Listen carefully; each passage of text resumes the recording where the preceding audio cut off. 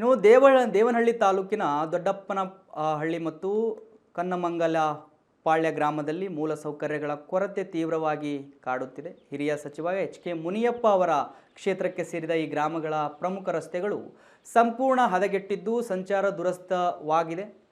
ಇನ್ನು ಯುಜೆಡಿ ನೀರನ್ನು ದುರ್ಗಾ ಸಮೀಪದ ಕೆರೆಗೆ ಹರಿಸಲಾಗುತ್ತಿದೆ.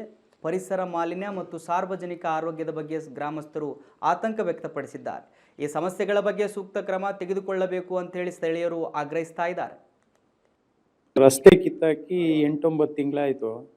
ಇದುವರೆಗೂ ಆ ರಸ್ತೆ ಓಡಾಡಕ್ಕಾಗಲ್ಲ. ಎಲ್ಲ ಜಲ್ಲಿಗಳು ಗಾಡಿ ಎಲ್ಲ ಗಾಡಿಗಳೆಲ್ಲ ಹಾಳಾಗ್ತಾ ಇದೆ. ಆದರೂ ಏನಾಗೈತೆ ಎತ್ತಾಗೈತೆ ಅಂತ ಅಧಿಕಾರಿಗಳು ಕ್ರಮ ವಹಿಸ್ತಾ ಇಲ್ಲ. ಆಮೇಲೆ ಸಚಿವರು ಈ ಕಡೆ ಗಮನ ಕೊಡಬೇಕು. ಒಂದು ರೋಡು, ಆಮೇಲೆ UGD ಲೈನ್ ಬೇರೆ ಮಾಡಿ ದರ್ಗಾ ಅನ್ನೋ ಒಂದು ಜಾಗದಲ್ಲಿ ಅದನ್ನೆಲ್ಲ ತಂದುಬಿಟ್ಟು ಕಳೆದ 10-12 ವರ್ಷದಿಂದ ಅದು ಹಂಗೆ ಐತೆ. ನಾನು ಗ್ರಾಮ ಪಂಚಾಯತಿ ಮೆಂಬರ್ ಆದಾಗ 2 ಸರಿ ಆದಾಗ ದೊಡ್ಡಪ್ಪನಹಳ್ಳಿ ಹತ್ರ ಅದಿರೋದು, ಅದನ್ನು ಇದುವರೆಗೂ ಕ್ರಮ ವಹಿಸಿಲ್ಲ. ಕ್ರಮ ವಹಿಸ್ರಿ ಅಂತ ಚೀಫ್ ಮಿನಿಸ್ಟ್ರಿಂದ 2023ರಲ್ಲೇ ಅದೊಂದು ಲೆಟ್ರ್ ಬಂದರು. ಆ ಲೆಟ್ರಿಗೂ ಇವರು ಕಿಮ್ಮತ್ತಿಲ್ಲ. ಚೀಫ್ ಮಿನಿಸ್ಟ್ರು ವಿಧಾನಸೌಧದಿಂದ ಬಂದ್ರೂ ಕನ್ನಮಂಗಲ ಗ್ರಾಮ ಪಂಚಾಯತಿ ಹೆಂಗಾಗೈತೆ